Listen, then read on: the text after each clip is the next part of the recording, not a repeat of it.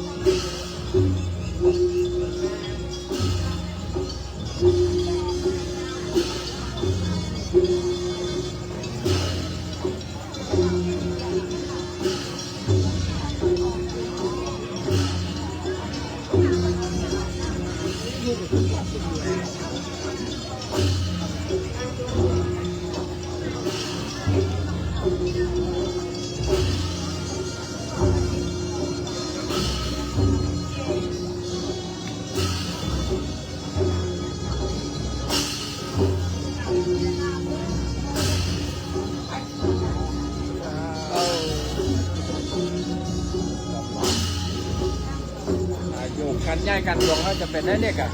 จำเป็น มันสมกับองค์เตดอ่ะ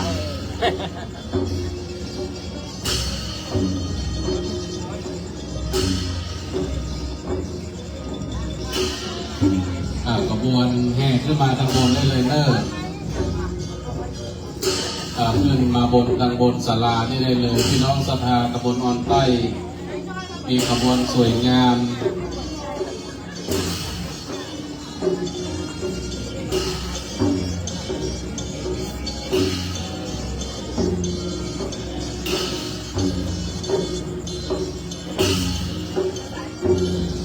มีชาลีกันหาพระเวสสันดรพระนางมัสี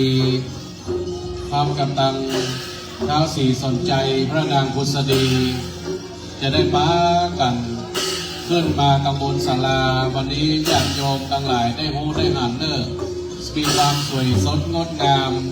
ได้รับการสนับสนุนจากม่านแก้วโปรดักชั่น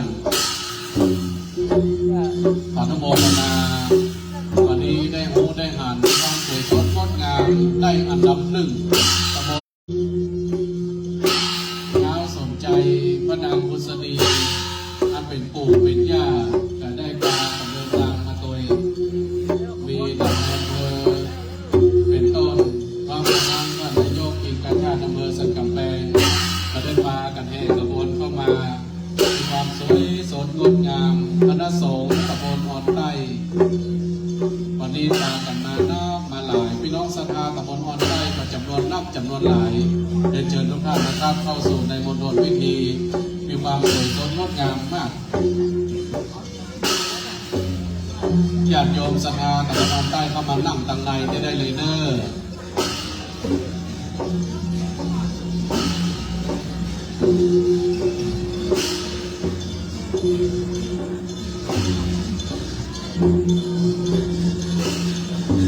คณะสงฆ์นิมนต์ด้านหน้าเลยนะครับคณะสงฆ์ตำบลออนใต้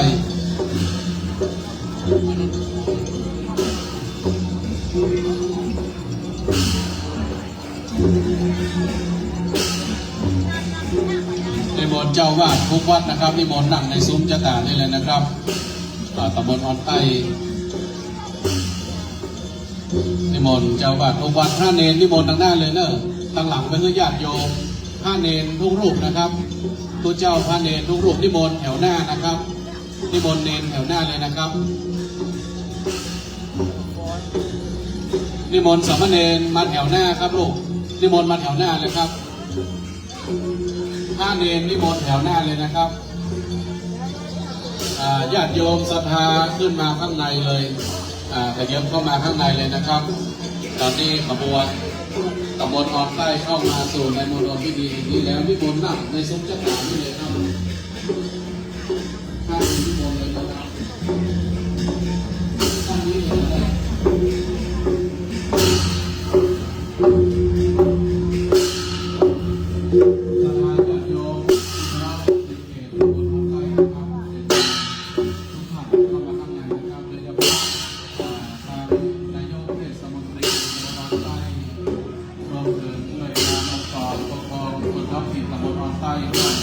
ชมรมกับนันผู้ใหญ่บ้านตำบลออนใต้เรียนเชิญด้านหน้าเลยนะครับเก้าอี้แถวหน้านี่เลยเนอะ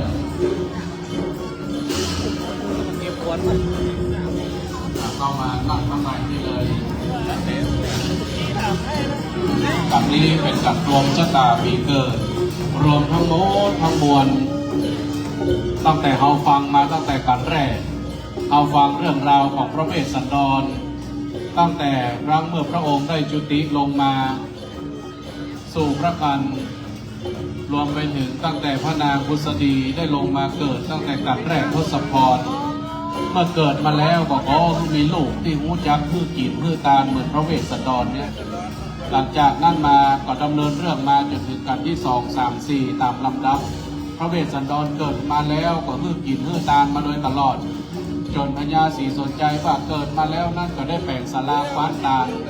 ที่เฮาหันว่ามีการเพื่อกินเพื่อตาลแปลงองค์ตาลก็หันว่าพระเวสสันดรนี่เป็นตัวอย่าง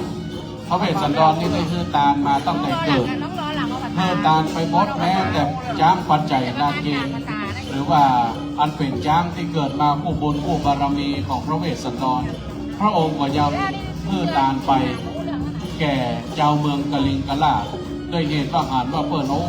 บ้านเมืองเปิดตุกเปิดยากลำบากนักหนาตอนนี้ขบวนยังมาแบบครบเตื้อนะครับก็กำลังทยอยเข้ามาเปิดยังเฮจ้างอยู่ตั้งนอกมีจ้างอยู่ตำบลออนใต้นี่เอาจ้างเข้ามาอยู่ลากจ้างเข้ามาที่วัดร้องวัวแดงนี่หลายเชือกพอสมควรหลังจากที่พระเวสสันดรให้กิจขึ้นตามไปแล้วเจ้าเมืองบางส่วนนั่นบ่พอใจก็เป่าโหพญาศรีสนใจอันเป็นพ่อของพระเวสสันดรขับไล่พระเวสสันดรหนีไปตามที่เราได้ฟังกันมาตั้งแต่กันแรกก็ได้กล่าวไปจนถึงกันที่5ตอนที่ปู่พามชูโชคหรือกำเนิดเกิดขึ้นมาจนปู่พามนั้นเป็นคนลักษณะที่พอดีเหมือนกับที่หลวงพ่อพระบัวทรวิสุทธิคุณเจ้าอำเภอหางดงได้แสดงธรรมกันไปในการที่5ชูโชคเสร็จสิ้นเรียบร้อยแล้วก็ไปถึงกันจุลปนมหาปนป่าน้อยป่าใหญ่ไปปะใส่อจุตรสีพันจิตบุตรป้ากับที่หนตังไปสู่ถึงกันที่8กันกุมารบันก็คือพระองค์ได้ฮือตานซึ่งเจ้าชาลีกันหาเพื่อแก่ผู้พามเท่าชูโชคไปเป็นที่เรียบร้อยกันที่9พระองค์ก็ได้มีกรรมพุทธสวัสดิ์ที่แก่พระนางมัสีหรือว่าพระนางมัทีในพระนางมัทีสยุกก้าวตายไปเพราะว่า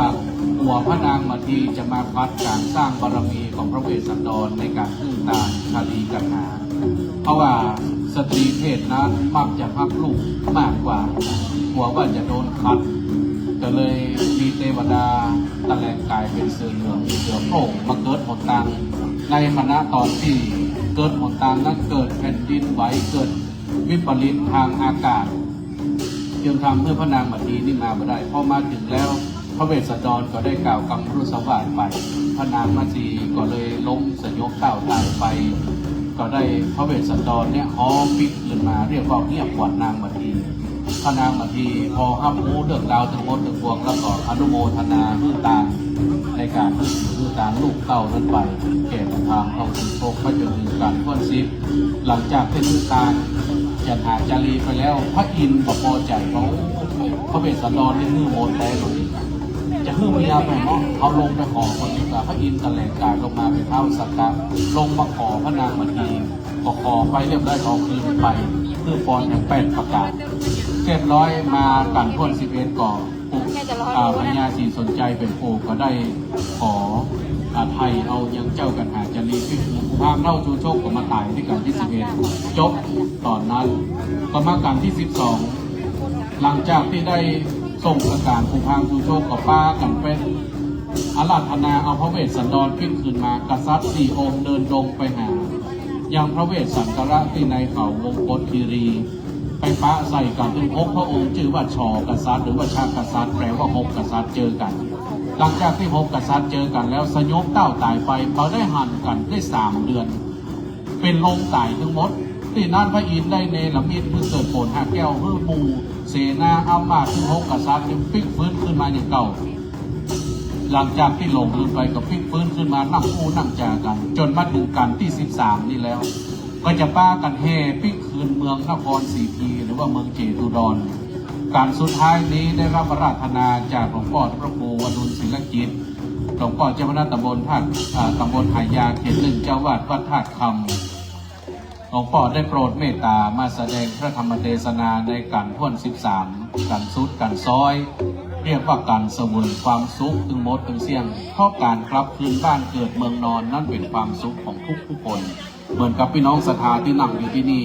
หลังจากฟังธรรมแล้วไผก็ขึ้นเตินหาบ้านขึ้นเตินหากัสลีที่นอนวันพรุ่งนี้อยู่ในนกเจ้าแต่เมาะเอาจะได้ฟังน้ำฟังธรรมกันสุดกันซอยกันพ้น13ขอไหว้สารัตนาหลวงพ่อพระพุทธศิลกิจขึ้นสู่บนธรรมะครับผมศรัทธาญาติโยมย่างฟ้อนขึ้นมาได้เลยเนื่อหลังจากฟ้อนเสร็จเรียบร้อยแล้วตำบลออนใต้นี่ขบวนเนี้ยนัดก็เอาเฮต้นขึ้นมาตำบลให้ได้เลยเจ้าหน้าที่ได้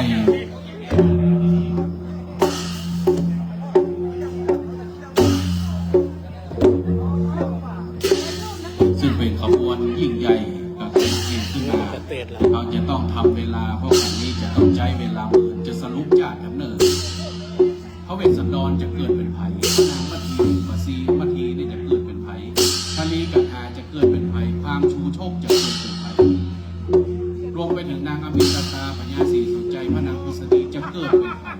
ต้องฟังกันสุดท้ายคนฮ้องว่ากันสรุปเป็นบทถึงเสียงถ้าหากว่าไผได้ฟังสรุปแล้วจะเข้าใจว่าพระเวสสันดรเพิ่นได้ทำแบบทางเพิ่นได้เกิดมาพระชาตินี้สร้างบารมีตั้งแต่ต้นเหมือนกับญาติโยมร่วมกันสร้างบารมีกันมาตั้งแต่ทศพรกันเก้ามาถึงกันสุดท้ายใครฟังตั้งแต่การแรกจะเข้าใจครบถ้วนถึง13ถึงบทถึงเสียงดังนั้นแล้วก็ในโอกาสวันนี้เจ้าหน้าที่จุดเทียนชนวนตั้งมั่นเจ้าหน้าที่ได้ตามเทียนชนวนซึ่งจะได้จุดเทียนบูชาธรรมในการนี้นะครับการสุดท้าย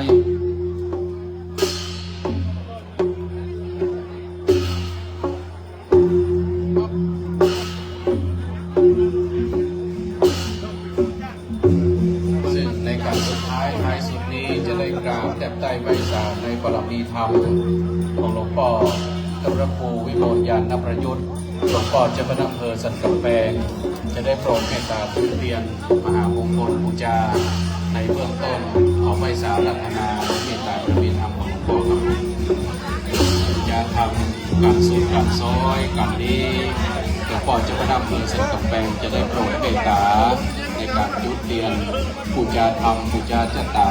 สมุนสุขรวมถึงหมดถึงเสียงเพื่อพี่น้องศรัทธาญาติโยมเราได้ตั้งจิตตั้งใจที่ฐานพนมมือนะครับ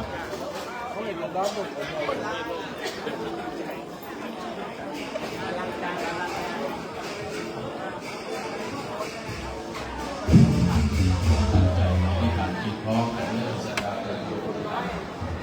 ขอจะกำลังเกิดได้รู้เรียนอยากทำแบบนี้การสุขซอยของเราโอดได้อยู่เย็นเป็นสุขเพื่อได้มีความสุขกายสุขใจ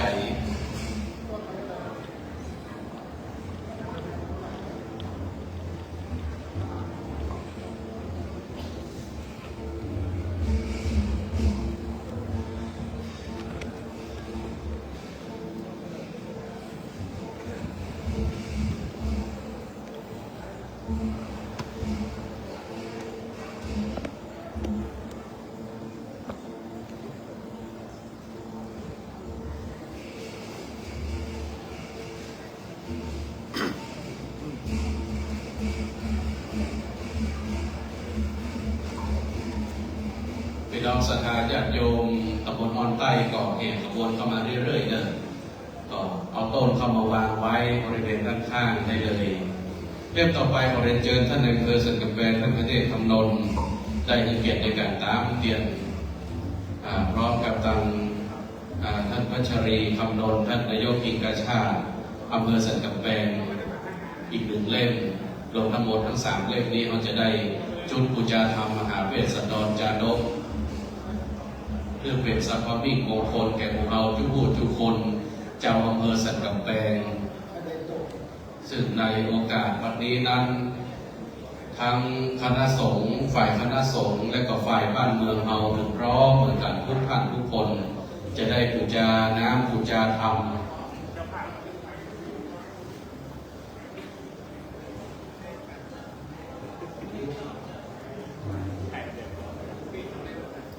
อีก1 เล่มเรียนเชิญท่านพัชรีคำนนท์ท่านนายกกิ่งกาชาติอำเภอสันกำแพงจะได้จุดเทียน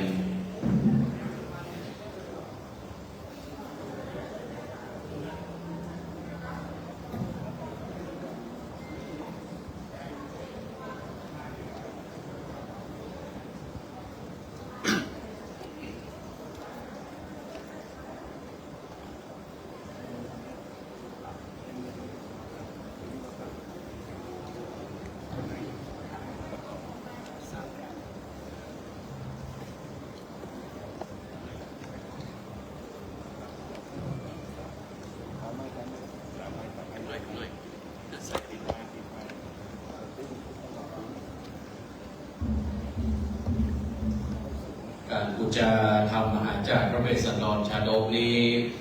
เอาได้บูชาเอาน้ำธรรมคำสอนขององค์สมเด็จพระสัมมาสัมพุทธเจ้าโดยเฉพาะในถิ่นดินแดนล้านนาครูบาอาจารย์ได้ปริวัติและก็แต่งแต้มรจนาธรรมมหาจารย์เวสสันดรชาดกในฉบับต่างๆโดยเฉพาะฉบับ ที่สำคัญในปัจจุบันหลวงพ่อและพระครูโดนศิลกีได้รวบรวมเรียกว่าฉบับพุดีคำถือว่าหลวงพ่อนั้นเป็นปราชญ์แห่งล้านนาที่หมู่เอาทั้งหลายจะได้ฟังน้ำฟังธรรมน้ำเรียงเสียงปากจากหลวงพ่อในโอกาสบัดนี้เชิญชวนหมู่เอาทุกท่านทุกคนได้พร้อมใจกันฟังธรรมกันนำพรกันสุดกันซอยนี้ในโอกาสบัดนี้ชาคาติยาปาปังนิทิตังก็สุดเสียงไปบ่เสร็จบัดนี้ก็มารอนห้องเหตุนครกาดังเกิดนครกาสุดสวยลาป่าเมื่อพระเจ้าฟ้าสิใหม่แล้วขี่จ้างเกี่ยวหน่อไม้เมืองหาฝนเรียงแถวทางอินตาล้นตีนังจากเพื่อหาฝนเกี่ยวฝนฟ้าหลังลงเมืองตกลงมานานเนื้อดังจะหยุดจะหยอดดูต่างตาลาอยู่สังเราเป็นตาลูกศิษย์พระโพบาลต้นผ่านเทวกันเต้นทองโยกมาแล้วขอตั้งเจ้าก้อยใส่กับฟ้าลงคอสักนิดใหญ่ตั้งแต่ปลายยอดเก่าโอ้สดแห่ยิ่งใหญ่ลงทองผู้น้องนิดดูได้ฟังขอขายตามระบมโจดเสียงเกตพร้อมทั้งธรรมเทศนาธรรมมนุกรรมปิมังปัจจังอาราธนังกาโลมา ขอไหว้สาพุทธอิมปาสาลูกเจ้าเก่าใหม่องค์ใหญ่องค์น้อยจุดโดนจุองค์ยำวัดร้องวัดแดงฐานันตรกินีขอไหว้สานับถือยังท่านพระครูวิมลยานพยุทธ์ดอกเตอร์ท่านเจ้าคณะอำเภอสันกำแพงพระสงฆ์เทรานุเถระทุกตนทุกองค์เจริญพรศรัทธาญาติโยมท่านสาธุชนทั้งหลายวันนี้การนี้เป็นการสุดท้ายเรียกว่านครกันอาตมาก็ไปเต้ทำอาการนครที่นี่ก็สุดปีหลายที่หลายแห่งก็มาหันวัดร้องวัดแดงและอำเภอสันกำแพงมีความสมัครสมานสามัคคีพร้อมใจกันได้มาฟังธรรมมหาจารย์เป็นสันตระ13 กันและแต่ละกันก็มีเจ้าภาพแต่ละตำบลได้มาร่วมนำขบวนแห่มาเป็นคณะนับว่าเป็นการแสดงออกซึ่งความศรัทธาสามัคคีและเลื่อมใสในพระพุทธศาสนาธรรมมหาเวสสันดรจารุกนี้นักปราชญ์เพิ่นกล่าวว่าผู้ใดได้ฟังตั้งแต่เข้าถึงปลาย13 กันในวันเดียววันหนึ่งวันเดียวแล้วก็จะได้เกิดร่วมวันตัญญามพระสี่อังพระสี่อริยเมตไตรจะมารับปัญญาสัพพัญญูไปหน้าวันนี้ในเวลาที่จะได้เทศนาธรรมก็คือเวลาร่วมไปก็จะใส่กาเก้าพอสมควรและก็จะเทศนาธรรมไปเพราะคืนนี้เขาก็จะย้างยึดลำไปศรัทธาญาติโยมลำพูก็จะต้องไปวัดกันเจ้าใส่บาตรทำบุญกันต่อไป อาหังเดวตาโหนาโต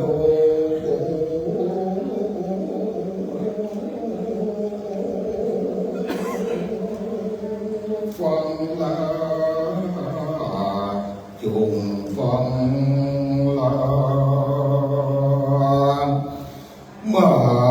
มุลสดากังลาต้องยิงและใจ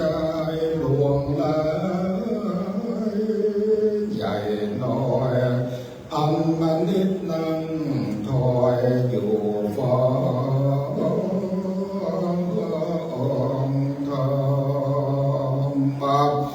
ฟังแล้วจงจักจำแม่นเก็บเอาแก่นเอาสารนอนจะไปเหมือนเด็กอันโก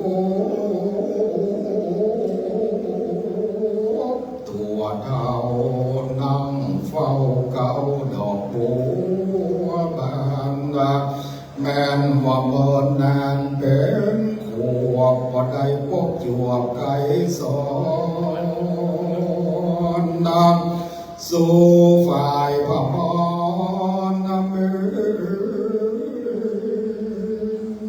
เพิ่งอยู่ไม่เดินไกลตาก็ปากันมาสอดล้อมเอายอดและหัวไข่โอปะไมเดลานอสัปดายิ่งใจหนุ่มเทาพองก็ฟังเปล่าฟังได้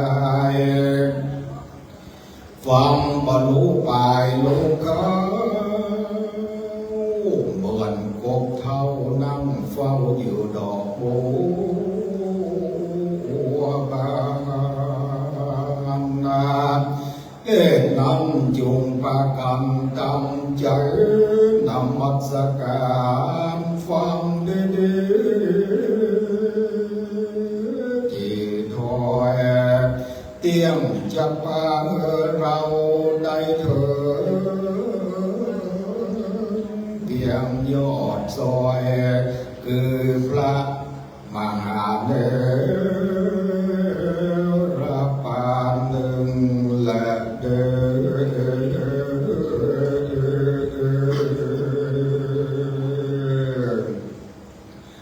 นะโมตัสสะภะคะวะโตอะระหะโตสัมมาสัมพุทธัสสะตังโสต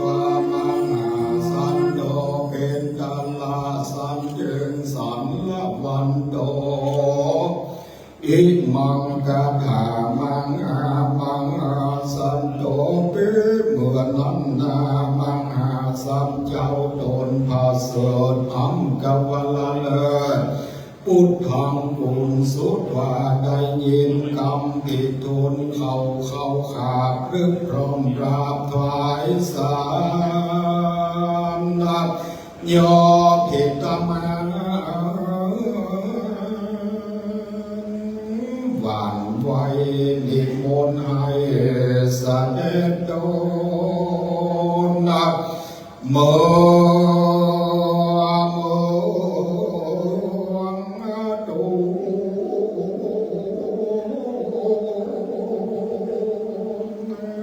ดังเก่าเป็นนาตาเราสองตีกรรมใดดีจำเป็นนักเจ้าจริงจำเกิดกล่าวหลอกจากแนวเขาลงให้เขาโปรงปดโดนกำลายโฉดไปลำเยี่ยวคุงจำลองไว้เจ้าจริงใกล้กำมาเกตาลาสัมเกงกำด้วยปราบเป็นตาโดนบอคนด้วยต่อเจียนจากองกล่าวเป็นกถาวา ธรรมเมนาหลักจำสังฆาแด่พระปิตานั่งกราวขออัญเชิญผัลาจะเจ้าจุงใดลำเบิงดองไตยำกำใดยุ่งยากใจสุภาพควรกองทำเมนาคาก่อนใดต้องอยู่ในลาจะทำสิ่งข้าก็เกิดว่ายิ่งแต่เดเลป้อยว่าโตดคำเยคำเขือเพราะว่าได้จ้าแก้วเผือกเป็นตาดัดมันก็ใจกันเจ้ามูจะลางดีปากจางแก้วหาของเราเกิดเตรียมเงารวมคอยแต่เมื่อการยังน้อยเกิดกำส่งปานคาตามเขาเนี่ยเรือปล่อยเกียรติจาทรงเสียดเนี่ยฉันใดเดกรรมาจากเจ้านิคมในแหละนิคมนอกปลอมตุขอฟังนามีโกธาคิ้วโกดน้ำอาโอดลวงลายแลมหาขุนหานายสะสูปล้อมตุกโง่เสนสาเมื่อไว้พระเปตาตนปอพร้อมกันส่อเสียควรตะวันจะพลานนำทำนำเกลาก็บ่ป้องเอาลูกเต่าบวกเย็ดปอดลำเบิงติดต่อยังบุญและโตดป้อก็บ่โพดทองดูปัมพาเจสีตามใจอยู่ไกลว่าขับข้าป่าสันโลมาโตดข้าเต่าแสนน้ำหู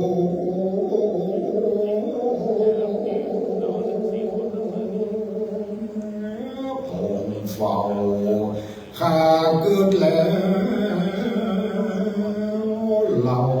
ก็ว่าเย็นเดขับข้างเองแดงเก็บร้อนไรเรียกแต่ลนโลกเมียตนป้อนปลายตื่นเต้นปลายป่ามาจากรัฐาเมืองยิงไต่ตั้งกิ่งเขียวเดมาเป็นจีจบป่าโลกไม่ลาสาวแหวนฉันปัดนี้พระนันทำโดยนำเกลากลับเอาหลีบนไต่เต้าจดเจือจอมมานิมนต์ข้าเมืองเรายังโลกลับเอาควันเด็ดมาลองดูจิตใจคอยทันลิตั้งถ้อยกล่าวจางใจสุดคำเดงในใจ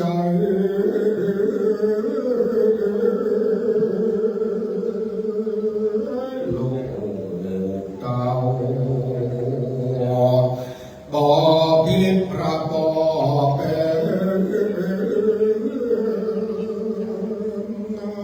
เจ้าจุงก้อยพูดนางเอาเลีบนดับโยธาขึ้นสู่สักเอ็ดเมื่ออยู่สวรรค์สักเอ็ดข้าจะขอเป็นละสิต่อเต้าเท่าขออัญเชิญป่อพระยาเป็นเจ้าจุงขึ้นเมื่อสาวเวยเมืองเถิดทาลาป่อเอ่ยตาโตในการละน้ำตาสั่นใจนารินได้ยินกำลูกแก้วร้อนผักเผานับอกเต้าทะลงโยนดา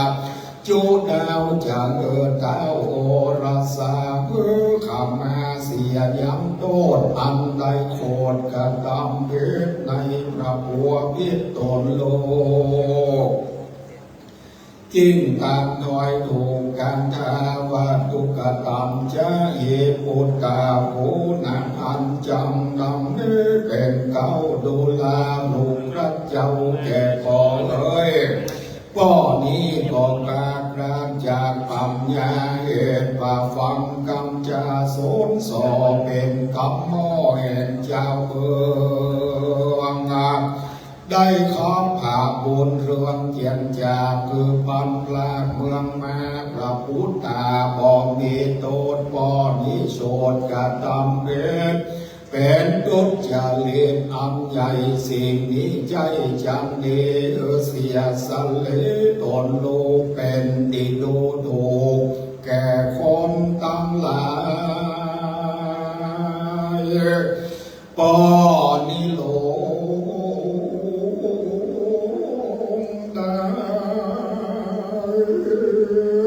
เสียเราเงียบแก่เท่าก็เงียเสียสะดือและลูกเคยดูแลเจ้าลูกรักแก่ปออันว่าลูกน้อยต่อยิ่งใจเกิดเป็นสายสืบเชื่อเป็นตีเอือแก่วงวานยอมบันดาลตุกโตดอันลายโสดกำบนดักอันเกิดเดิมโดนพ่อแม่พี่น้องแก่ลุงตาตั้งหน้าเอาอาป้าปู่ครูป้าปู่มิตรสหายแม่นว่าควรตายก็ลาตายตามในละพ่อแม่ไว้เป็นปูนเจิญเจ้าตนมูลลูกพ่อสิกสังก่อไปกินเมืองยศเลืองดังเก่าเป็นตามเราสองทีแต่เติบโตติสันโตสวนว่าพระโพธิสัตว์เจ้าตนองค์อาจแม่นใครเสวยราชสมบัติเจ้าก็จับกำจาเป็นกาถากำเก่าแสงมาจับเราแก่พระเป็นตาลาจาส่วนปัญญาสัมใจคติญาลาสัมอาราธนายังพระพุทธาลูกน้อยแก้วกำอ่อนน้อยกำกวนทับนั้นอามาตำมวลหกหมื่นนาช่วยจื้นจุคนนาจงเจยเกิดร่วมวันเดียวเลยพระบาทรู้ว่าเจ้าโดนรับราชเดชบนอันเป็นมงคลวิเศษถ้าร้องเก้าเกตลาจาส่วนพระบุญนาตนสักสวาจริงกล่าวสีหานากถาวัดโดลาเสนาลาจุนจอยสู้จุงย้ำอยู่อันน้อยหน่อยหนึ่งก่อนเดินถลาวันนั้นเจ้านาเรนนาต้นใจหม้อไหวนาลอสาลาแก้เครื่องราศีมาเลี้ยงแหลมไว้ยังพาเปลือกไม้ของกาแล้วก็อำลาปันนะศาลาก็มีเมื่อนั้นแหละนาเยวังปาติตาวันจิตาเมื่อนั้นนางบัดทีจอยชมโจคือหายล้อมโศกสะเบยตีเจ้าจับเฉลยกำเก่าบอกวัดบรพัดเล่ากำลังคือลูกโดนฟังแต่เก้าแม่จริงอุ้งเจ้านำตับจาว่าดังนี้เอกปัตตังบุเรตาตาปิญญาพุทธกาตุกาลาเจ้าลูกรักแม่เมื่อพลามเท่าแก่มันนำลูกไปสุดวิสัยสัลลัมแม่จะไปจอมก็พร่ำยินไก่เมื่อสองลูกแม่ไปแม่ก็ยินทุกยากกินลูกไม่มาแพลางนอนเดินเด่นสายบ่มีสาใบไม้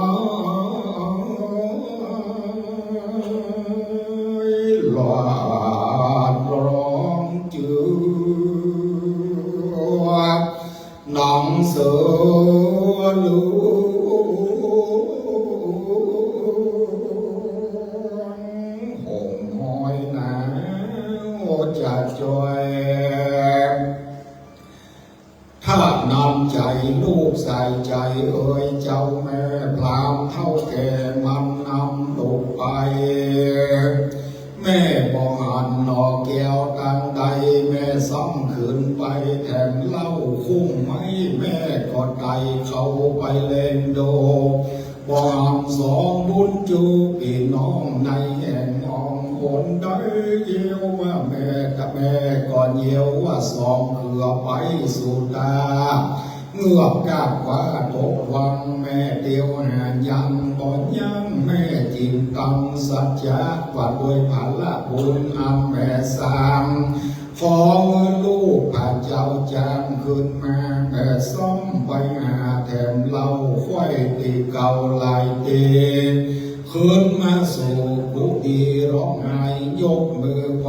ปอพญาน้ำตาแม่ดีนาอาบนาตุกเต่าฟ้าอะไรนอนกลางคืนเลยกังว่าให้ลูกกับพระเมื่อยามนอนลางข้ามทังจะมาโว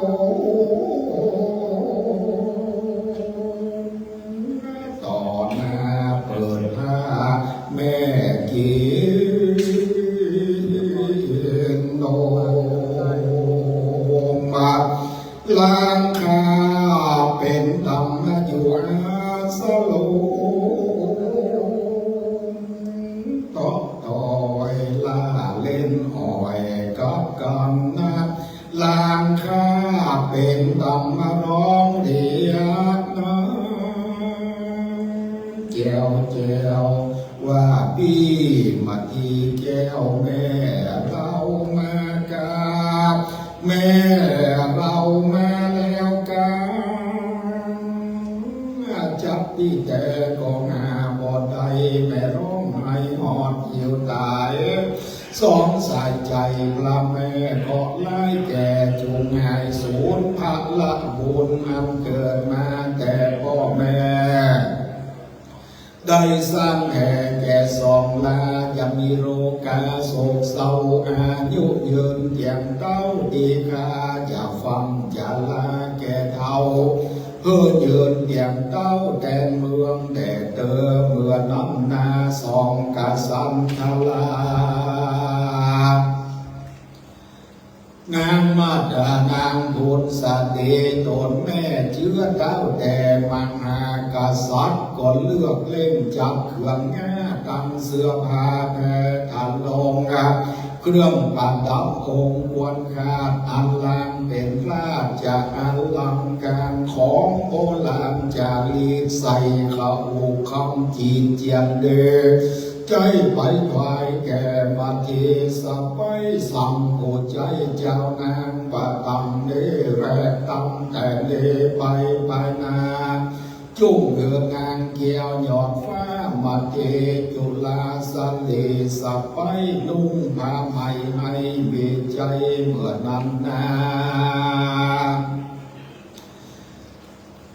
ถ้าการหายำดังเก่าจะซ้ำเล่าสองตีเก่ามองงานมาทีประกอบด้วยปัญจกัลยาณีงานแห่งนักเต้าเป็นกินใจหน้าของไข่ขับเป็นใส่สว่างบุญเดชติดจางแป่งสลวงรังสีขวมเลิศฟ้าสมควรพาพื้นใดกับป่าสีคำจักโกใส่ยังโคมักโคอุดองพลาคือว่าพากับประสิทธิ์ใส่พิเศษมาแต่ต้องเทศเมืองกาสีไฟสำลีเบียวันจ้างเชื้อจอมดำต่อลายละออละออดตั้งกล้วยยอดของในโกใส่ย้ำพื้นลึงชื่อโกใสต่อตำโดยไม่ตำได้เกิดแต่เขตขายมิถิลาโคมะโคจำพวกหนึ่งชื่อว่าคงมาปันแปลงยิงเจ้าเตคิงของต่อลายซิวโซต่างๆข้าวเขียวหวานด ำแดงหมดเลื่อมแตงอันต่อยตาแต้มย้อยปอปันเลยรับสั่งแต่ฟ้าวันเป็นพาแห่งสาวสวรรค์โองอุดงปัลลาพาจำพวกดึงจืออุดงปอนนะไตเราเรียกเป็นอาจะเรียกลายสองเหลือบเลื่อมพลังแปรเปิดงามล้ำเลิศสุดคำเองว่าปองเนเตจักจื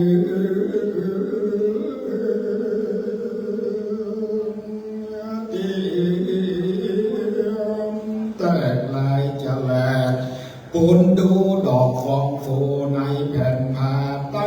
ลงฟ้าบอกมีพอซองมีรูปสัพพสัตตาในแผ่นเนื้อนกแล่นลิงลายโลกาสาบยายเกือบต้องตัวอยู่ห้องยืนยองลูกปนน้องจังมาคนแห่นาแถวเถิงลูกปูเขาเลิงขอบวางลูกปากกว้างยิ้มมาป้าโลกก็จะสานตัวองค์อาจเมหลายตาขนาดมีตั้งตาเรื่องลูกกินทะเลดังร้อนแอนฟ้อนตาเดินมีตั้งลูกตกจากกับปากยอดเยี่ยวหางตานึ่งเบตังรูปหมูกวางทลายหนักน้ำตานึ่งเบตังโลกไก่เถื่อนดำและหมูหงสาตานึ่งเบตังรูปคดจะเบตังโลกปูปากันกุงจับเคอย่างยุงเหี่ยวเล่นไปมาตั้งรูปสัตว์นานาทวนทีดอกปานตรีบัวบานนับตา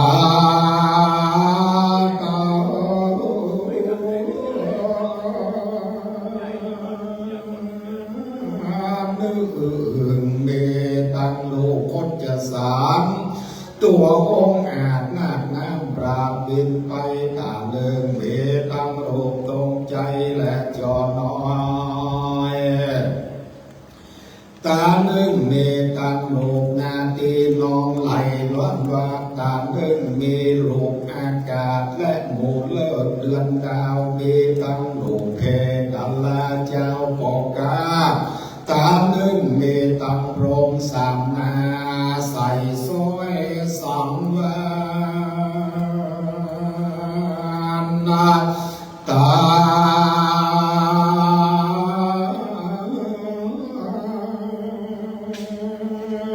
หนึ่งเมตังโลกพญามารตุ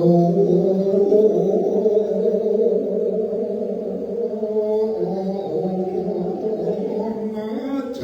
บาปเป็นนาตาภาปรินิมิตตปัสสาวะเดสุสุนหาเปสิญานังพุทธดีตนแม่ใจไปถวายแก่นางมัดทีทำลงชมดีใครกูเอาผ้าเปลือกไม้นุ่งอยู่ก่อนดูงานเราเพื่อว่าถูกเครื่องคราวครามขาดเนื้อนุ่งผ้าเสื้อผืนแป้งรัศมีแสงเดียวเองงามแล้วก็เล่งงามเล่าก็มีเหมือนนั้นและนามังอากาสัมทลาพญาสัจใจญาลามีติ้งเป่าวาอาจญาเป่าโยธาตุกหมู่ตุกผู้กู้ยิงใจสัพพญาลายสัพพังขุนแสนนั่งเดือสงามตั้งหมื่นล้านหมื่นน้อยปนพวกร้อยโมเด็กใจเจ้าดังขายมันหาดกองหานลาบเจ้าวังเศรษฐีตั้งสะกวยกุลาสวยและพ่อกาทวงหน้าหลังลำไหลตั้งดวงไตและแก้วการนะแขกโง่ม่านยอมเป็นต่ำเป็นละลาวแหลงลือถิ่นเจ็ดอาเภอมูเซอ ก็คุยยังกันเลอเงียวปองขมุกซับน้องแขนลายขัดแจ๊กคำเป็นลายกัดกังเจ็ดจินฝรั่งยนยวนบีหมากมวนแสนสัมเหล่าแวกเจ้าไตลำพลำตันนางสีตั้งในและโยกีนั่งเรือนลวกเขือกเครื่องหงสาของแขกงานแดนดืดไปจะย้อนจะจืดทงกันนาฝูงคนนำตื่นตองข้องนุ่งผ้าปองแสงกางผ้าปั่นนั่นกบเหล่าผ้าสะเปาจันเดนตั้งหน่วยเนตกาสาสลอกเงินคราสับให้ลางวันใดทุกอันทุกสิ่งมาโหสลบยิ่งเย็นสงวนนะบ่ปนเดกูจะแก้ไขในป่าไม้ฝ่ายดงดอยได้เดือนหนึ่งจิ้งก้อยกาดกับด้วยหมู่เล็กโบนลาทงท้องได้12นับโคเพดีนองงามขึ้นเก้าวันนี้เก้าทาลังเมืองเมื่อนั้นแหละนาจุมโยธาลันลามีตุกจาตุกภาษาเล็กบนแหนกับกัง4 ปีหลังโทนท้อง12อักโคเพนีน้องขึ้นเก้าแห่แห่เจ้าทรงสะเลว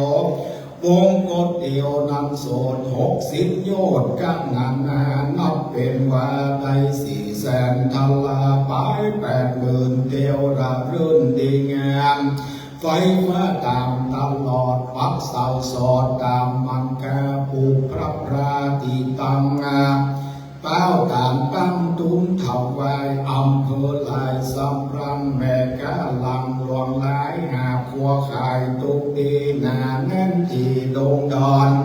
เป็นลูกนอนปูเก่าไม่มีบ่อไล่ว่าบ่อยบ่อไล่ของขาย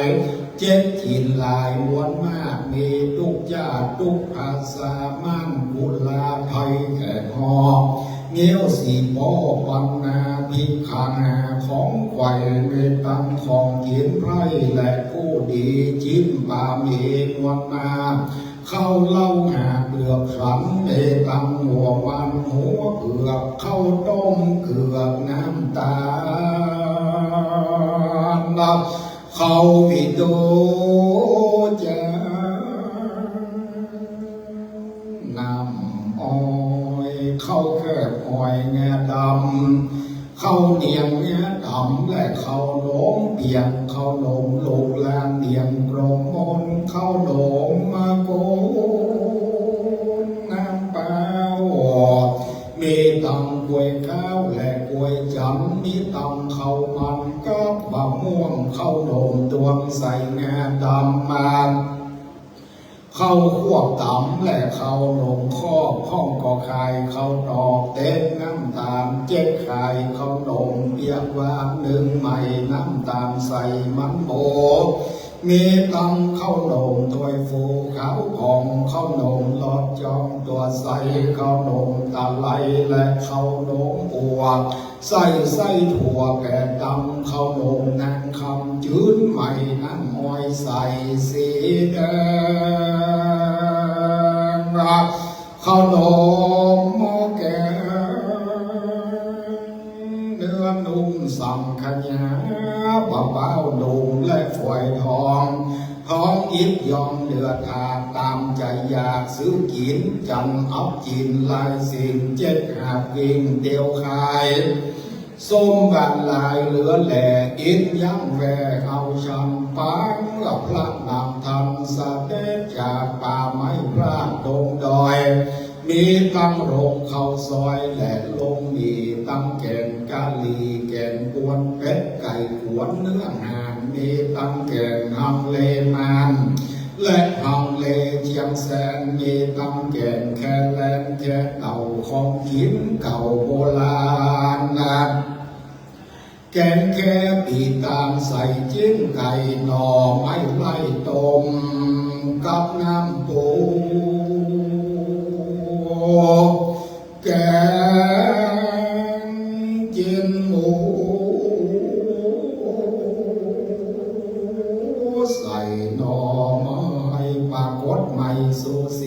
ของกินดีคนเก่าฝูงคนเท่าสอบจับใจอ่อมควรในและลาบลูเขียวเบาสู้สอบซื้อกินมีตำหนังพิงจินโอมฝูงเบ้าลมเด็กกาซื้อกินของนางนาหลายสิ่งเปื้อนกันดินโดยกินมีตำเข้าลมจินใส่บักกล้วยแดงพักกาเฉดทอดน้ำมันหมูพองก็ขายสาคูและหัวมุนโตมเหนียวขายข้าวกำจินส้มกับน้ำปองขายตั้งกระบองและพวนเอาหมวกเยี่ยวเก่าก็มาซื้อกินกันเองม่านขายผักเต็งเค็งและจิ้นยางใส่ลูกยางหาเตียวขายม่านขาดลายเขาซอบซื้อได้หมอกไปแกงเจ็ดขายผักกาดแดงและกะลำหัวบดตำลายมัดโคเต็นขายสลัดใส่บะเขือส้มมีตังน้ำซุปต้มตาชูมีตังเนื้อหมูไก่ย่างพวกนายห้างสอบซื้อกินของเที่ยงเย็นเลิศลำมากสิ่งซ้ำเลือนลายมีตังของขายตุกเยืองสำรับเครื่องข้าวหวานมีหลายจานมวลมากกุ๊กหวยหากเคยทำมีตังบอลโผกำเบียถั่วเอี่ยวเล่นตัวมังกาแม่ก้ามาวางตุกตีนั่งเมียงมีหูกินใส่ถ้วยติ๋นอย่างน้อยแคบหมูพลอยและขิงแกงหอมบัวแดงและกินหุ้มบอกแว้งดงคงคอมากสมอและไก่ตรงบะผ่านส้มบะม่วงกาสอของแกคอหมูเล่าเถื่อนซื้อเลี้ยงเปื้อนกันกินมีตำทั่วดินและปลอดจิกกุ้งทอดและหนังปองนกน้อยจุกฟองไข่จืดแล้วใหม่บางขายของไหวลายกินหม้อหมากซุปใส่เปลือกกอแดงดีบุรีปังยาม้วนกินปอดควรมากเหลือหลายห้างสาวยายเมียงไม้ตุ้งพาจะไว้สีแดงนุ่งสิ้นแสงตาปองเอาผ้าแดงร่องเขียนอกสิ้นมุกยกดอกแก้วดินจกแซวงามสวยเก้าผงมวยหัวจอมแต่งเมื่อล้อมใจใจเบาสาวลายเก้าคืนหยอกเล่นลื่นไปมาใจหูตาดันสอดบุยปากรอดหากำคุ้มในตอนก็เอวเมียงไม่จูโอโมจุมสาวนักเลงเจ้าบ้านนอกสาวเอิ้นหยอกก็ทำจับภาษีปากกายมาเบี้ปากบุรีตองกาบมาเอาเน็บสองหูเตียวดินหมูกับห่อเขาตั้งแต่ว่าเจ้าเดินดอนบ่มีที่นอนดินนำผู้คนกำเก่าปวนตั้งไทยยวนเงี้ยวม่านแขกหอล้านนาไทยมอนเบ่งไปเป็นหมู่เจ็ดกินกู้ภาษาแขกเจ้าวา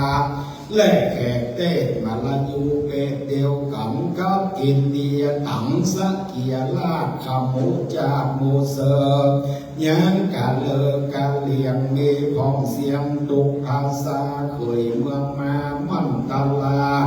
ร่วมอำนาจเวสสันดรยกงากรมามวลมาแห่พระเจ้าฟ้าพลาดมาเมือง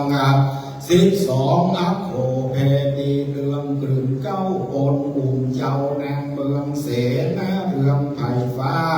ตั้งจันมาและเกียรติประธานแปลงเหรียญคือจ่ายซื้อกินง่ายเงินครั้งกงราบเจ้าความใจใหม่ ก็เว้นไว้หมู่จุมบนเว้นแต่คนไปพอนักเลงล่อการพนันคนทุกดำใจกล้ากินเหล้าตาตีกันของรางวัลบอกโพดแต่ยกโทษโดซาคือกรรมกาเล็ดตอบตำรวจบอกไปเองบอกบุกตีเข็นขาพระเจ้าฟ้าโพดผ่านนี้เมื่อเสด็จจากกิลีเดียวไตข้าราชการน้อยใหญ่จื่นปัสสาดุกปัลลาขาบไว้พวกเงี้ยวไห้มองเสิงเงี้ยวฟอนเปิงลองโหเจ็บถีเล่าโก้ของตอกดังตะลอกตะรอกตะรอกตอกตอกตอกสว่ายางเจ้าป่าเหลือนิสัยเอาดอกไม้มาตั้งดังตึงตำตึงตั้งตึงตำบอกเป็นเพลงเสียงกรองเป็นดังพระเพิงพระเพิงพระเพิงปอบุญดีเพิงยินดีกองแขกตีเชื้อทิ้งทางทิ้งทางทิ้งทางรำกิจอย่างมาลายูหาดบุญดูตุกจาลาวโคลาเป่าลำแคนตบมือแปงโหนล้องขับเทียมทองไปมามั่นเจ้าว่าต้องสู้เจ็ดปิ่งโบเดียวตามห่อแต่งกางแต่งลิ้นตับปอดเป็นควรในปีตังละครไทยและละครมาน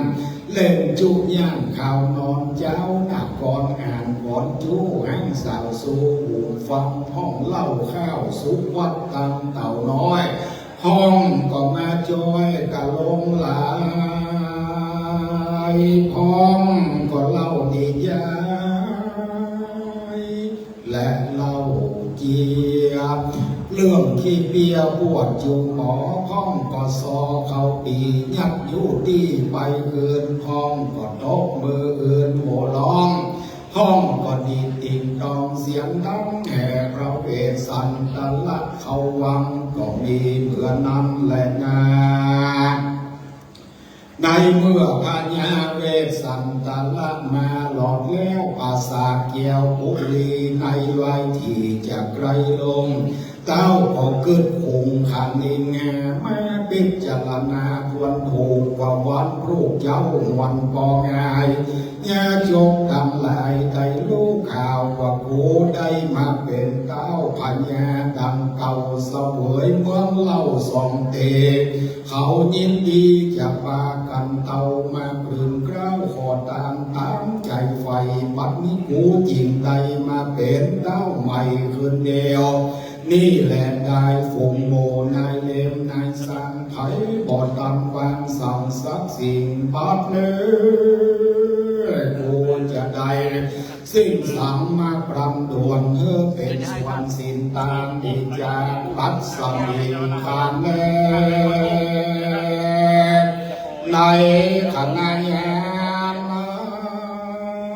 มยินปันทุกกรรมบัลลักศีลาบาแห่งก้าวทิลาทินตาก็คุ้นหาล้อนกันดังแขนสำแดงเป็นเหตุแก่พญาเวสสันดรนะอันนี้ใจวอ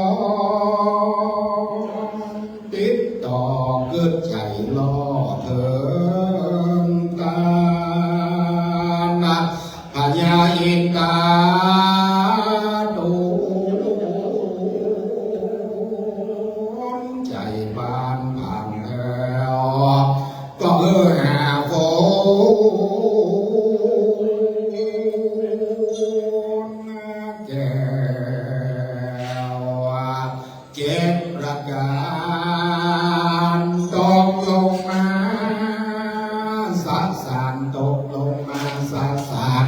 ตกมาหลาลดลาลาตกหาหาหาโมตกจะจด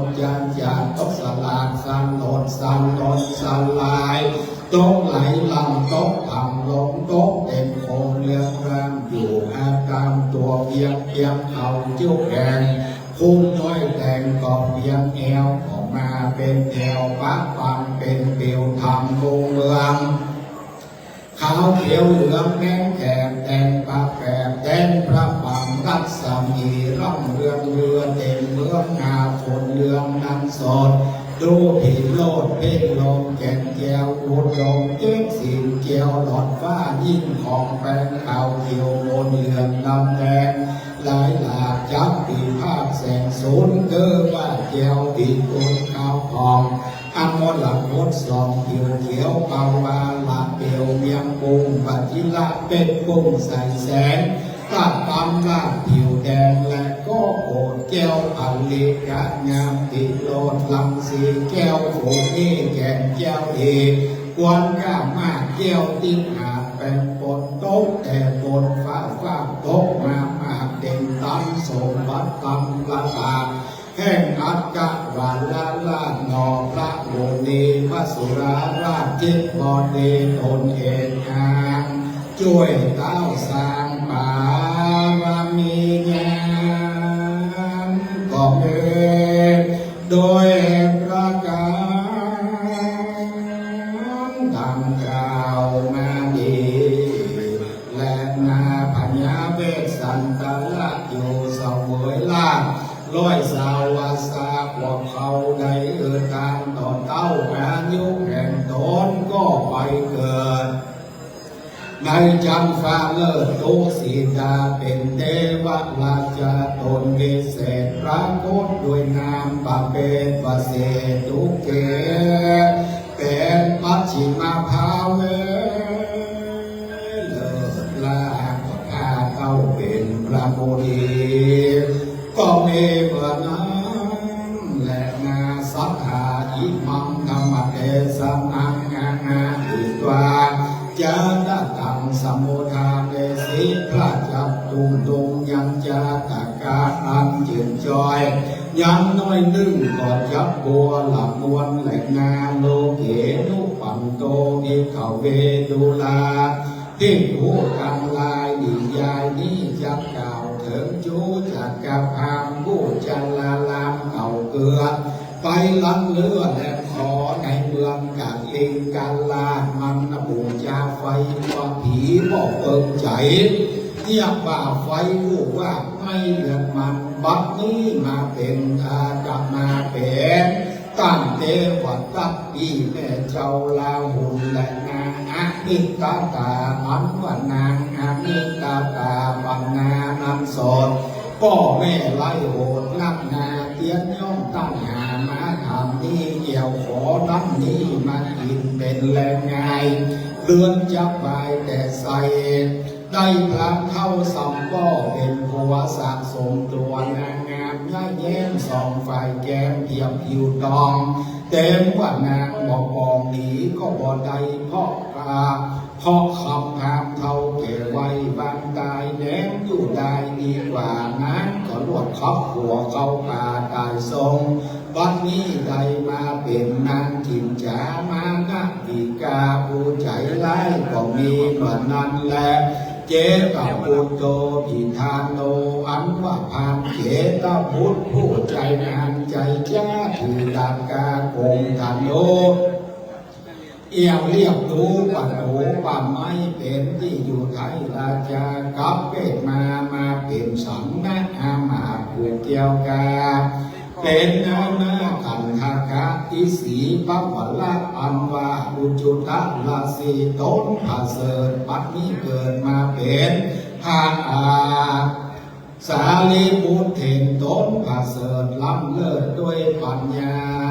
สันใจนาโมปัญญาสันใจตนอาข้าวเป็นดาวบาปสิเบบัดนี้เอาตนมาเกิดคือปัญญาสะเลสุโธกันนะตนบุญใหญ่เต้านั้นใจสามานพุทธสติอิทางนางลาจะปุญสเตตนแม่รักเจ้าแต่สุดใจวันนั้นนาบ่ใจไผ่เลยต่างนาคือมาได้นางสลีมหามายาตนใจแจ้งจอดเป็นยอดอักกะมาเยสีมัจจีกัญญามัทธีนางราชจิดานางเก้าราชมัทธีงามสลีและล้วนสระอาทวนสงสายหน้าตาภายวาดงามสง่ามีพันวันนะคือดำชวนจันทร์ลูกไล่หอมจะใจจอบใจ บัดนี้คือนางยะโสธรางามแย่เป็นแม่เจ้าลาบุญจารีบุมาโนกุ้งมันใดเลิศแล้วเป็นลูกแก้วจืดจารีบัดนี้ก็เกิดมาเป็นเจ้าลาโอนนาเกิดมาตามโกตถากตะกันหาจิธานานั้นกันหาลูกพ่อลูกน้อยหนอสงสารก็เอตามบอกไว้ลูกน้อยร้องลำให้ลำลักว่าพ่อเอ้ยผียักษ์ผีเบศมันกายกับเลขเป็นคนเอาตัวตนเกือคาพากันมันอยากก็จะกินแต่ดีลีปัดนี้เกิดเป็นนางอุละอุปละวันนาเทลีบุญแบ่งเป็นลูกสาวแห่งเศรษฐีบวชเป็นอีกคู่นี้เลิศแล้วจำเลินเกี่ยวภาวนาก็มีเหมือนน้ำแลนาศีสาเกาลิสาส่วนวาปาปิสัตทั้งหลายมวลฝูงนั่นลาวเครื่องอาไดปาริสัมทั้งสี่คือภิกขุภิกขุณีอุบาสกอุบาสิกาและเวสสันตโลโยจะพุทธราชาโกสวรรณญาเวสสันตละอาข้าวเป็นเต้าผาแสนเมืองเมเดจาลือทวนขนาดเต้าที่ราโอยตานักสองกุมารลูกเต่ากับลำน้ำหนอนเล่าราชมัทีก็มาเกิดเป็นสิทธัตถะตนดีเลิศแล้วออกบวชได้เป็นตถาคตแก้วปั๊มเป็นบารมีญาณในโลกทั้งสามก็มีในกาลบัดนี้แหละนาตุเมภวันตาท่านทั้งหลายได้ฟังธรรมแล้วจงจัดจำไว้ในมโนตวาละวิธีจิตเอาติเป็นสุปฏิปันนาตาไปจากใจเราก็เที่ยงจักใดหันหน้าปัญญาพระอริยเมตไตรอันจะมาไปนาก็อย่าจับแลนาอิเดกุตปะกาเรนาก็เมโดภากาดังกล่าวมานี้แหละนะเด็กเกตังจะไปฟังตีละกังเตียนเอ้ยยำแถมน้อยน้อยดึงหมอปอนานขอยกมือสากราบไว้นบองค์พระกุฎพระธรรมพระสังฆเจ้าไว้เนื้อเกลาเกศาล้อนว่าในเทศนานอกกถาบาลีที่ถอยเตื่อมเข้าใหญ่น้อยก็กลัวเป็นกรรมอันเอื้อมดำบาปกาก็ขอยกโทษผู้ฆ่าจุงอาภัยขอท่านทั้งหลายจุงสุขเกษมใจอยู่มีใจไปมีโชคลาภเมื่อได้สมดังกำมุมาภาธนาจุคนหนึ่งและเด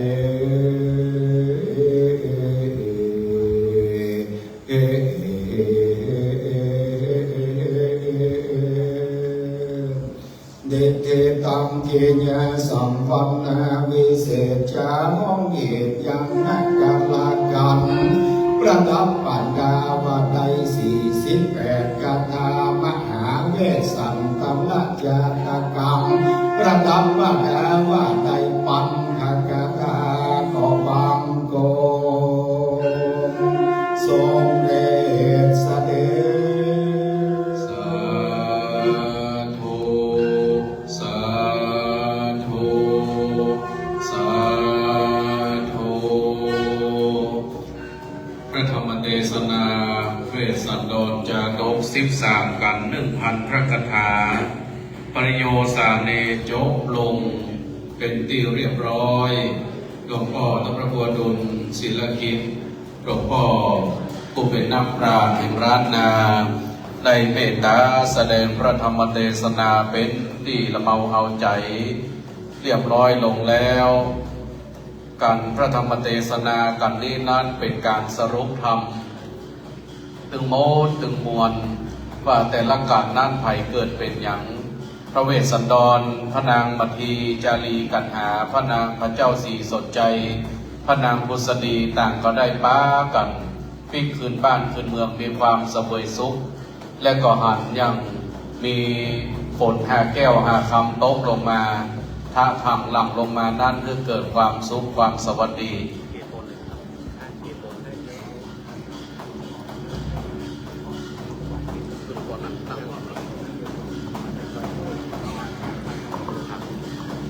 ซึ่งก่อนที่จะได้ประเคน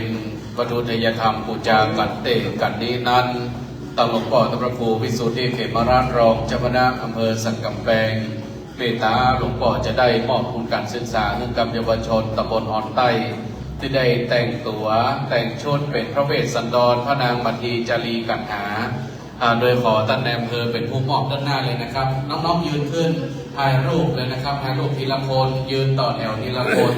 เจ้าหน้าที่ได้เทียบเดียวเจ้าหน้าที่ได้เทียบเก้าอี้หลวงพ่อพระครูอดุลได้นั่งบริเวณด้านหน้านะครับเดี๋ยวหลังจากมอบทุนการศึกษาน้องๆเยาวชนวันนี้ต้องขออนุโมทนากับน้องๆเยาวชนที่ได้แต่งชุดแต่งกายได้มีความสวยสดงดงามเป็นพระเวสสันดรพระนางมัทธีชาลีกันหาช่างภาพพร้อมได้บันทึกภาพขอบคุณนักขอบคุณหลายๆวันนี้น้องๆได้รับทุนการศึกษาเพิ่มเติมจากหลวงพ่อพระครูวิสุทธิเขมราชซึ่งท่านนายอำเภอสันกำแพงจะเป็นผู้มอบคือกับน้องๆเยาวชนวันนี้ก็เมื่อได้เจริญเติบโตมีหน้ามีตาเป็นดารานักแสดงในอนาคตภายภาคหน้าสร้างชื่อสร้างเสียงคือกับเจ้าอำเภอสันกำแพงต่อไปในอนาคตนี้ได้นำไปต่อยอดทุนการศึกษาโอกาสหน้าฟ้าใหม่ปีแถมก็จะได้แต่งหัวเป็นพระนางพระเวสสันดรพระนางมัทธีชาลีกันหาต่อไปแถมวันนี้ขาดชูโชคหนึ่งผมมีใครแต่งตัวสักกรรมแต่งตัวเรียบร้อยแล้วน้องโอนออกไปเลยนะครับออกมาทำเพศเลยลูก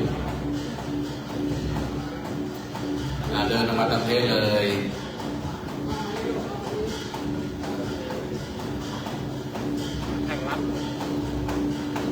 ชาลีกันหานี่แค่เราเดินไปแล้วมาเลยลูกน้องเดินมาเลยลูกวันนี้เยาวชนกล้าแสดงออกในการแสดงเป็นพระเวสสันดรพระนางมัทธีจารีกันหาจำลองคือได้มูได้หันวันนี้เยาวชนตำบลหอนใต้ได้แต่งตัวได้มีความสวยสดงดงามอย่างยิ่งต้องอนุโมทนาขอบคุณกับตามอัดแก้วโปรดักชั่นเลยนะสนับสนุนการเติมแต่งขบวนของตำบลอ่อนใต้ขออนุโมทนาขอบคุณท่านนายอำเภอในโอกาสนี้นะครับเจ้าหน้าที่ได้เตรียมเก้าอี้รับรองบริเวณด้านหน้าจะได้เข้าประเคนถวายวัตถุเครื่องทยทานบูชาทำกันเตะกันนี้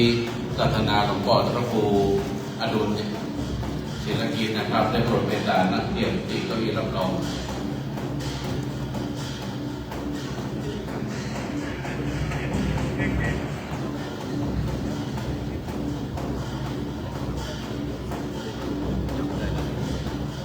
การเต้นกันนี้จะได้ขอไหว้สารัตนาหลวงพ่อเจ้าคณะอำเภอสันกำแพงพร้อมกับทางท่านนายอำเภอ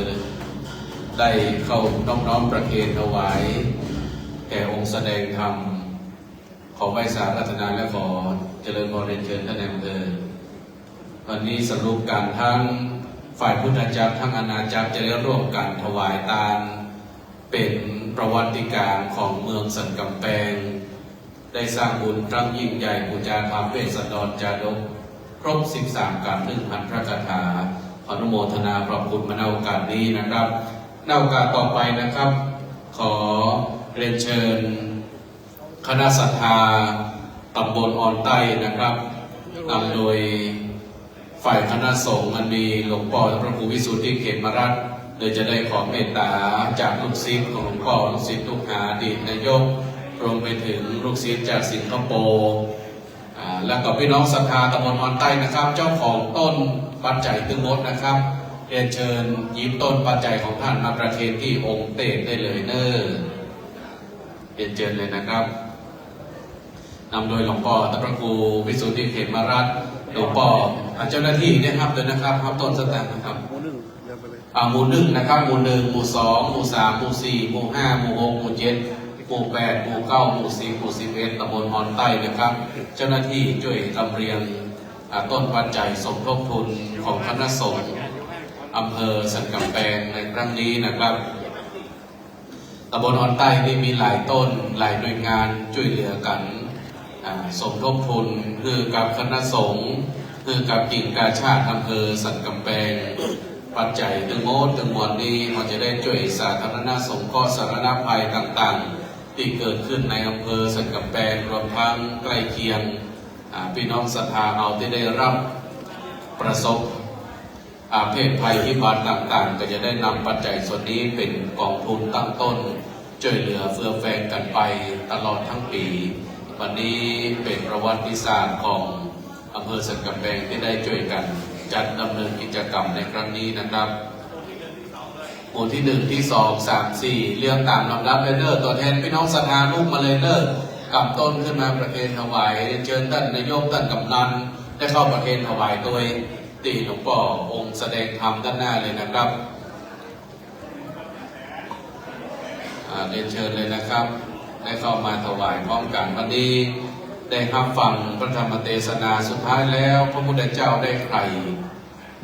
พระเจ้าสุดท้ายเป็นบทนิยายคือท่านทั้งหลายได้รู้ว่าพระเวสสันดรนั้นเป็นผู้ที่บำเพ็ญบุญญาบารมีสุดท้ายแล้วมาได้แก่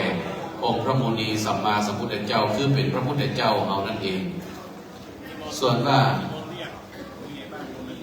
ผู้ใหญ่บ้านหมู่ที่1ถึงหมู่ที่11นะครับเรียนเชิญมาประเคนเลยนะครับลุกขึ้นมาประเคนผู้ใหญ่บ้านหมู่ที่1ถึงหมู่ที่11ตำบลออนใต้เข้ามาประเคนเลนเนอร์ต้นไผ่ต้นมันหมู่บ้านไผ่หมู่บ้านมันมาประเคนเลนเนอร์เพราะว่าเดินแล้ว วันพรุ่งนี้แต่ละคนแต่ละท่านก็มีภารกิจการงานซึ่งเป็นวันพระใหญ่เดือนเก้าเพ็งตั้งแต่ในภาคเจ้าวันนี้ละกิจกรรมมีทั่วทั้งประเพณีดั้งเดิมที่ยึดถือกันมาทั้งประเพณีการสักการะปูจาเลี้ยงดงเรียกว่าเลี้ยงปูแซกเนี่ยแซกแล้วก็วันนี้มาข้ามมีประเพณีการเตียวขึ้นดอยโดยมอยครูบาเจ้าศรีวิจัยที่วัดพระธาตุเจ้าดอยสุเทพหมู่2ขออนุโมทนาสาธุร่วมประเคนถวายนะครับหันป้ายมาทางเพจเนอร์จะได้หันงามหลวงเอาป้ายมันให้ต่อไปหมู่ที่4บ้านปังแง่ขออนุโมทนาคณะต่อไปหมู่ที่10นะครับขออนุโมทนาสาธุการณโอกาสนี้หมู่ที่5ตำบลออนใต้บ้านหิมออนใต้ก็ได้ห่วงปัจจัยมาห่วงสมทบทุนในครั้งนี้หมู่ที่8นะครับขอเรียนเชิญเข้ามาประเคนเนอร์หมู่ที่3หมู่ที่7หมู่ที่11มาหมู่ที่6หมู่ที่6มาประเคนเนอร์เอาเรือแถมตั้งหลังท่านแถมกี่ต้นออกมาเลยนะครับยกมาเลยเนอร์หมู่ที่9มาประเคนหมู่ที่7บ้านปะตึงมาแล้วหมู่ที่9มา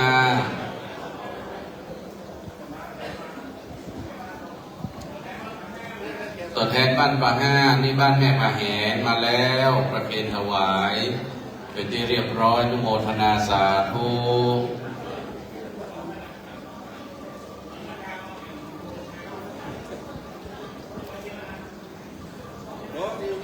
ครั้งใครที่ไหนแถมมาเนอร์ที่เหลือได้เข้ามาประเคนถวายบ้านโปงหมู่ที่8บ้านป่าห้าได้เข้าประเคนถวายเป็นที่เรียบร้อยเรือแถม3 ต้นมาประเคนเลยเนอร์มาเลยยกขึ้นมาเลยเนอร์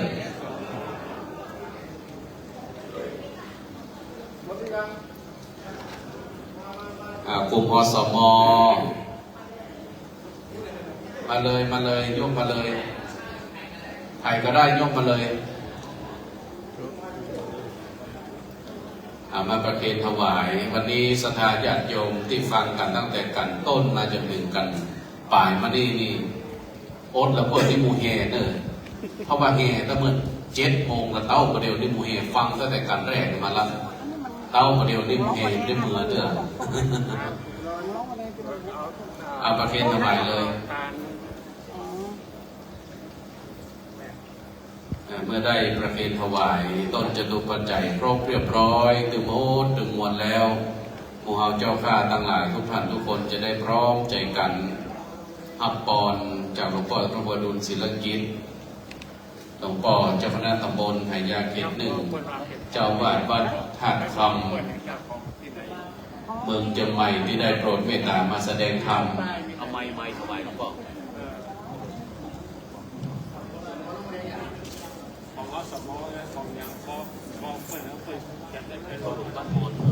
เชิญทุกท่านตั้งใจรับพรเด้อยะถาวาริวะหาปุราปาริปุเรนติสากาลังเยวะเมวะอิโตตินังเตตันนังอุปกัมปติอิจิตังปฏิตังปุหังทิปะเมวะสมิจันตุสเปปุเรนตุสังคปาจันโตปันนะละโสยะธามณิโจติละโสยะธานิแลอาจารย์วันนี้มาเป็นวันดีสลีสุภามังกรอันประเสริฐเทว่าเป็นวันเดือนเข้าเดือนขึ้น14 ค่ำก็มาจุดจอดรอดเดินเถิมยังเจ้าสมณะศรัทธาและบุญหลักศรัทธาทั้งหลายทางภายในภายนอกภายในไม่มีคณะสงฆ์อำเภอสันกำแพงคณะสงฆ์ตำบลอ่อนใต้จูวัดจูวาบนเองห้องภายนอกก็ไม่มีกำนันผู้ใหญ่บ้านอบต.เทศบาลชุมพูจุบนหนุนเห็นห้องไปนอกไปมีท่านนายอำเภอสันกำแพงที่นี่เป็นเข้าพร้อมโดยข้าราชการและพ่อแม่พี่น้องศรัทธาประชาชนชุมพูจุคนได้ปากันลำเบิงถึงยังบารพุทธศาสนาใครคือการกลุ่มรุ่งเรืองถึงปากันมาตั้งความธรรมมหาจารย์เวสสันตราชาดก13 กัน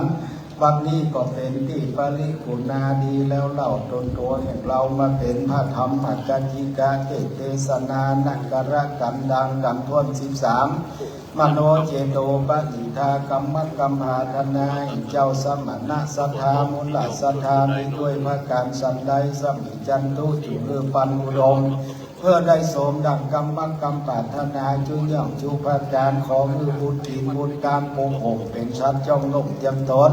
ปากันได้อยู่เย็นเป็นสุขจุ่มเนื้อเย็นใจคือมีอายุมันยืนยาวมีโจกมีลาภปราศจากโรคภัยไข้เจ็บอันตรายหายเสียยังข้อผีข้อเดือนข้อวันข้อยามข้อนามต่ำไตเจ็บไม่ไข้หนาวอย่ามาถูกต้องบองรักขานาจถาเพื่อได้มีอายุวันนะสุขภาละจุปากันจำเริญผู้ที่โดยชีวิตตำแหน่งหน้าที่การงานจุตนจุโอมจุโพจุบนนั้นอยู่จะมีกุศลบุญญาราศีอันนี้มีมากขออุทิศฝากไปหาเทพญาดาเทวบุตรเทวดารักษาวัดวาอารามเสี่ยงจุแห่งจุติอันรักษายังวัดหลวงวัดแดงที่นี่เป็นเก้าเป็นประธานเทวบุตรเทวดารักษาสถานบ้านเมืองบางฝ่ายสายศีลแม่น้ำจุเถื่อนถ้ำกูหาลูกค้าภูมิอากาศเทวดามีหลายหมู่ตั้งหน้าอยู่จุมปูอากาศสุทธาวาส4 ประตูเมืองนิยนรายเรืองไต่ต่ำคุดหน้าถ้ำปลาหลับไม้ไอสวนสลีคุดตาอามาต แม่นางธรณีน้อยนาโดนจีจำน้ำอยากหมายตามบ่เต้าแต่น้ำจะแผ่หาวงวานพ่อแม่พี่น้องญาติวงศาปู่ป้านาอาผู้ตายล่วงลับรับสังขารไปสู่ปันละโลกไปหน้าก็ขอได้รับบุญกินบุญทานจุผู้จุคนจุตนจุองพอเต้าแต่นั้นจะแผ่หาเจ้ากรรมนายเวรที่เป็นกรรมเป็นเวรต่อกันอดีตชาติปัจจุบันชาตินี้ก็ขอลำงับกรรมหายจากเวลาลูกเบนใหญ่น้อยทั้งหลายทุกอย่างทุกประการบ่เต้าแต่นั้นจะไปแผ่หาทรัพย์ปัสทรัพย์ตัวน้อยตัวใหญ่อยู่ในน้ำไตเหนือดินสัตว์สี่ดินสองดินหลายจากสัตว์ตัวอยู่อากาศกลางหาวตัวยาวตัวสั้นก็ขอเมื่อได้มาปัตตาอนุโมทนากุศลบุญอย่างนี้นั้นอย่าได้กาดได้กาบ่เท่าแต่นั้นจะแผ่หาพญาป่าพระข้อเจ้าตั้ง8 พัดเตียวแวดไปมาตะวันตะ12 ราศีมีเดือนวันยามทิศจันทร์อังคารพุธพัดศุกร์เสาร์พระราหูพระเกศนักขัตฤกษ์พิเศษ27ตัวใดเป็นป่าพระข้อแล้วหรือกัดแก้วรานีข้อทางเหนืออย่ามาป้อข้อทางวันออกอย่ามาใกล้ข้อทางใต้อย่ามาโปกข้อทางวันตกอย่ามาถูกมาต้องฝูงป่าพระข้อพร่ำพร้อมข้อปีข้อเดือนข้อวันข้อยามข้อเมื่อรับเมื่อตื่นเมื่อยืนเมื่อเที่ยวเมื่อเที่ยวเมื่อเขียนลือลีลาดกัดแก้วจากตนตัวเจ้าสมณะสดามุลสดาผู้คนไปเสี่ยงซ้ำมือพร่ำเป็นดั่งนางกิ้งกาจากใบบัวตั้งแต่นี้ไปเมื่อหน้าอายุวัฏโกปากันมีอายุยืนยาวสุขยิ่งท่าเหล่าวัฏโกมีเข้าของมาพร้อมทุกสิ่งโอฬารสิริวัฏโกมีสิริ8 ประการครบถ้วนยะสวัฏโกมียศหลังล้วนควรจมป้าเหล่าวัฏโกมีกำลังอุดมภายในภายนอกวันเหล่าวัฏโกมีผิวพรรณงามถูกบอกกตาสุขวัฏโกจำเริญยิ่งสุขาโอทุสัพพจาในการละทุกเมื่อนั้นจุจักมีสัพพิติโยวิวัจจันตุสัพพะโลโกวินัสสตุมาเตภาวะตวันตาลโยสุขีนิกายุโกภาวะอาภิวาตานาสีติสานิจังมุทาปัจจายโนจัตตาโรธรรมาวัฏันติอายุวันโนสุขังปะลาสาธุอิตังตานากัมมังนิปปานาปัจจโยตุโนนิจังอิตังศีลากัมมังนิปปานาปัจจโยตุโนนิจังอิตังภาวนากัมมังนิปปานาจโยโหตุโนนิจังยังจิตจิกุศลลังกาตาปังมังสัมเปหิกาเตหิกาตังปุญญังโนอนุโมทันโตสุนันโตโหโตสามิงทาเนอาทิกาตาติกายุกาสัทธาโหตุสัพพะสัตตาสุขีอัตตานังปะริหาลันตุมาตาปิตาสุขิตาโหตุตุขัปปะมุญจันตุสัพเพยาตากาสุขิตาโหตุตุขัปปะมุญจันตุสัพเพอะยาตากาสุขิตาตุขัปปะมุญจันตุสัพเพปิสาสัพเพยัคขาสัพเพเปตาสุขิตาตุขัปปะมุญจันตุสัพเพนักตาสุขิตาโหตุตุขัปปะมุญจันตุสัพเพเทวาสุขิตาโหตุตุขัปปะมุญจันตุสัพเพอาจารโยปัสสัญญาสุขิตาโหตุตุขัปปะมุญตุสัพพะสัมปันตินังสามิจันตุโวอันตามิพุทธังสัพพะเมโตสังฆามาเมพันเตวันตามิธัมมังสัพพะเมโตสังฆามาเมวันตามิสังฆังสัพพะเมโตสังฆามาเมเทว วันตามิคันโลโอปัสสยาจานิเยสัพพะเมสังฆามาธรรมเมวันเตวันตามิกัมมาทานังสัพพะเมโตสัมมาทัพเมวันเตวันตามิอัลลัมเมปัฏฐาสีมายังสัพพะเมสังฆามาธรรมเมวันเตวันตามิเจติยังสัพพะทาเนโสปาเตเตตาสะเนลาธาตุมาอาโปเอมุทธะโลปังสักกาลังสัทธานาคาโลเกเตวะโลเกมาโรเกยัมโพเดเปลังกาเดเปสานิลาธาตุโยเกสาธาตุโยละหันตาธาตุโยเจติยังกันทาปุติจตุราสิสหัสเสธรรมกันเทสัพเพสัมปาตเจติยังอหังวันตามิสัพพะโสวันตามิพันเตสัพพังอัปปาราทังกามาตังเมมยากาตังปุญญังสามินาอนุโมทิตัพพังสามินากาตังปุญญังไมหังตาตัพพังสาธุสาธุอนุโมทามิ ยะกัมมังวจีกัมมังมโนกัมมังปมาทะโตสังสัพพังโตสังขมันตุโวจัตตารโอธรรมาวัฏันติอายุวโนสุขังพลัง สาธุสาธุสาธุเราในนามของคณะสงฆ์